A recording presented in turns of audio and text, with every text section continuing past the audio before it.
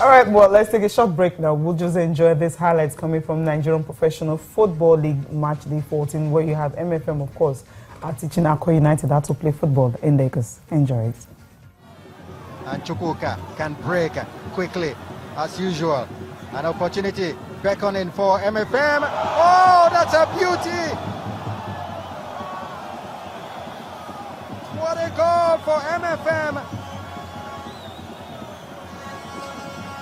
The goalkeeper couldn't understand what I just hit him.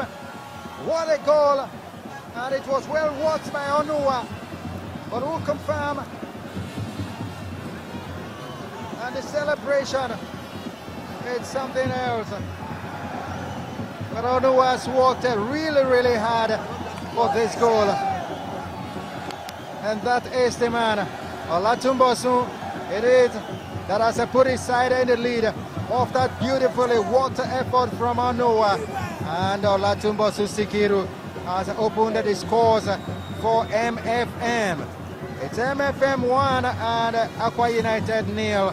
Let's take a look back at that beauty of a goal. Kurum Stanley crosses. It's goal number 2 for MFM. That is a classic finish. He was right there where the ball came. Goalkeeper was almost close to him, and you can see him complaining. Nobody marked him. He was free header. Disastrous defending from Akwa United, and the goalkeeper, you will pity him.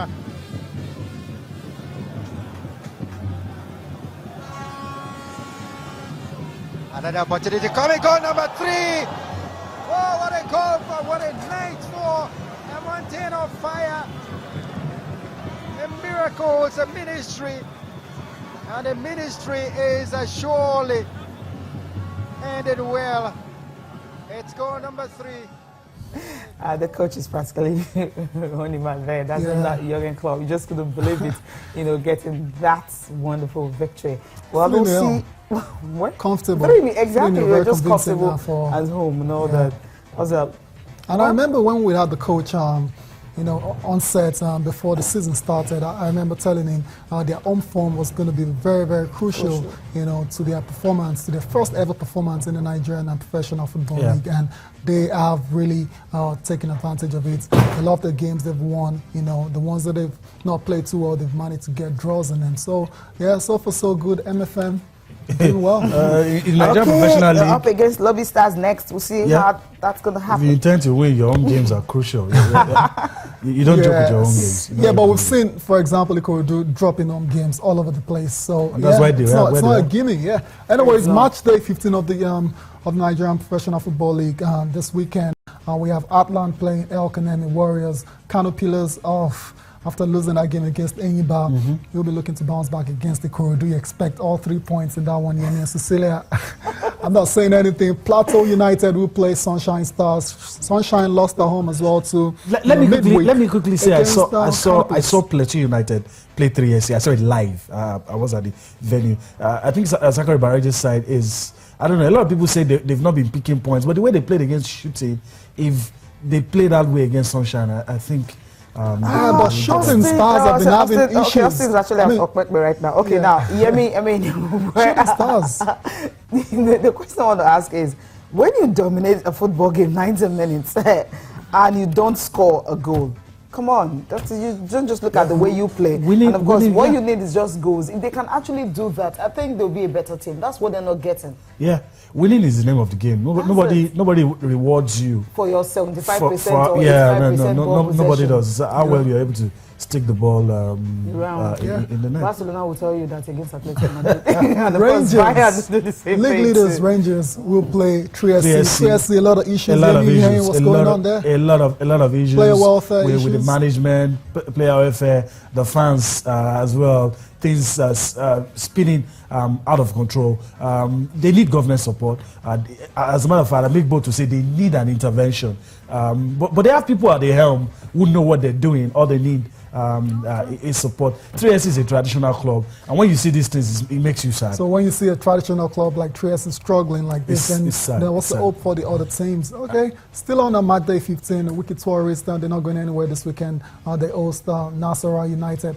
Abia Warriors, another surprise team, Yemi. They play Giwa FC. We need to watch that one, whether Giwa will turn up. Show up. Whether we show up for but I can tell you can take it to the bank. Take it to the bank. Giwa FC will show up. Okay. Just take it to the bank. They will show up. Take it to the bank. They will show up. Okay. And if they don't, they'll be expelled from the league. If they don't, well, let me just stop it at that. Let's leave it on, and let's hope they can take good money to the bank. UFC will show up. We'll show up for this one. But I mean, after missing 2 games in order, you're dropping points deliberately, and the position is really not too comfortable now. Check 19th position right now. Just drift off Ikorodu United, who are just rooted at the bottom, and they've won how many games this season? Just 4. So I think you're not wanting to take your chances. Definitely will not be there. Now we have Federations Cup, of course. Round of 64 came out yesterday, and the big one is the game between Sunshine Stars and Giwa FC. Both teams in the Nigeria Professional Football League. Yes. As you know, ENYIMBA, Akwa United, because they're defending champions, and another team have been drawn by. They will not play this round of 64. But these are some of the selected fixtures. Rivers United take on Papilo Kano FC, that's Kano Wankos pet team. You have 3SC, we'll take on Wiki Feeders, Heartland FC, Top Ward FC, Rangers take on Akwa City. Rangers have done well this season so far. El Kanemi Warriors take on Katsina United. Katsina United used to be in the top flight, they're no more. MFM FC take on El Kanemi Babes. It's not a female team. It's not a female team. Someone's got an issue with calling the male team babes. WARRI Wolves will take on Yarma Light. These are some of the selected. For the ladies, Cecilia. Yeah, well, okay, round of 32 selected fixtures. FC Robo Queens. FC Robo definitely taking on Rivers Angels. You have Abia Angels and Rising Queens, Ibom Angels and Edo Queens, and Shaw Babes and Gift of Life. All just like you have in the men. I think the FC Robo and of course Rivers Angels are in the top flight in that one, but the others you're having teams from the lower division actually facing each other in the selected result of the round of 32 in the 2016 Federation Cup.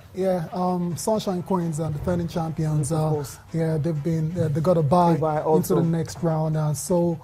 Same goes for Pelican Stars and Bayelsa Queen, Capital City Doves, Delta Queens, Katsina Queens, COD United Ladies, and Moscow Queens. Cecilia, how do I have a Moscow Queens in Nigeria? I think there's some teams in the second pair of an Nigerian men's team that most of us don't really know much about. But I'm just wondering why they're not even second tier, lower cadre. The focus is usually in the top flight. That's the beauty of the Federation Cup. So even if you're not a registered league side, or you're not in any of the a lot of amateur teams make their names by playing the Federation Cup. It's like that all over the world. Just an opportunity given to all clubs to actually just come. I'm just wondering why we have a Moscow Queens in Nigeria. That is a choice. Moscow. Okay, it's a name. It's a name, Tayo. Okay, we'll just quickly look at the papers now. Ben Alai is not joining us this morning because he's, where almost all the sport editors in Lagos are. That's where all of them are, because it's taking place this Saturday. It's finally here. We're counting down to that day for a long time now, but it's going to be tomorrow, and we're just wishing Team Nigeria all the best, the Nigerian athletes that will be participating in that race. So at least if you can get hold of the money, I mean, just be in the top 10, and that will definitely be good for most of us. Yeah, it's going to be good. It's not good having people outsiders come here and pick up, but you still have that feeling it's going to be those people from East Africa. A lot of them have shown up. Over 10 elite guys have shown up, and you fear for the Nigerian contingent in this one. Forgive us for being biased. We always want a Nigerian. One of that, because when you have a country who are actually known for a particular thing, so usually that's it. We had in show talking about the Chinese when it comes to table tennis. So when you're talking about long distance races, road races, mountain races, and all that, It's all about the Kenyans, the the comparative, Ethiopians, and sometimes Tanzania, the Ugandans get yes. to actually, you know, it takes a whole lot for them to break in. Obudu Mountain Race is an example. So you just have this dominance of athletes coming from East Africa because of their region. So it's more like an comparative advantage for them. So for Nigerian athletes to be able to get to that position, they definitely know that they still have to be not just 100%, 110% for them to even get close to where they are. Okay, that's pictures from the last edition of the Okpekpe Road Race. 10 kilometers. 10 kilometers road race. Okay, quickly, we'll just take a look at the papers right now. And we're starting with the complete sports. And, well, which is the biggest headline here? I'm just looking at it. Okay, now, it's this one. I'll pick this one. Manchester United asking Jose Mourinho to wait till 2017. And, of course, the Eagles remain 67th best in the world. And Roman Star, I want to play for Nigeria. There's someone who wants to play for Nigeria. How good are you? We'll see. It's always a big question. But as you expect, you have Liverpool there. Big story. You have a lot of Liverpool fans in Nigeria. I heard a lot of screams, a lot of shouts yesterday. When the goals are going in? Yeah. Oh, okay. Most of them was very, very happy that their team. And even if you're a neutral, you'll be happy for Liverpool. They seem to be doing something right. Okay. I'll go straight. Should I take this last one from Complete Sports? 6 undeniable reasons Arsene Wenger Arsenal needs to finally sack Wenger. Why am I saying Arsene Wenger? Okay, because Arsenal need to finally sack Wenger. Okay, it will be an interesting read. Adam, it will be an interesting read. But Yemi, from all indications, it doesn't look like Arsene Wenger is going anywhere. I mean, at least not this summer. He's not going to be sacked. Yeah. Somebody's just going to tell him, please, can you go? Walk away. Okay. But please, before you walk away, win a Champions League at least. They need that. Okay, let's go straight to the sporting life now, the next people. And the big one is about Nigeria still being 67th in the world. But we're not going to talk about that one. I want to talk about this one here. It says Liverpool battle Chelsea for drink water. There's a lot of thirst for a lot of Leicester players because of what they've done this season. The manager has said, look, if you leave Leicester, you might go to some teams and not play. But I beg you, stay one more season. I think he's talking to players like Riyad Mahrez, N'Golo Kante. Players, I mean, I doubt if Leicester could be able to keep well, Jamie Vardy is English. Maybe that can make him stay. But those two, Mahrez and Kante, I hear it might even make the French squad for Euro. It might make for Euro.